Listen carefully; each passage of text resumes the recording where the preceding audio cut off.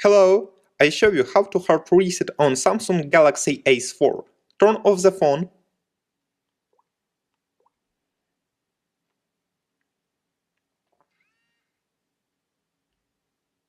Next, press and hold the power button, volume up key and home button for a few seconds. Use volume key and power button to select factory reset. Then choose yes.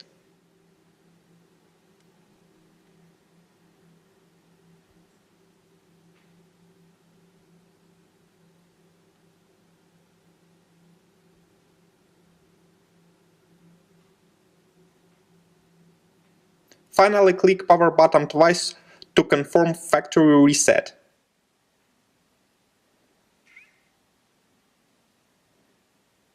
Your device will now restart. Successfully, the hard reset is completed now. Subscribe to our YouTube channel and rate the video.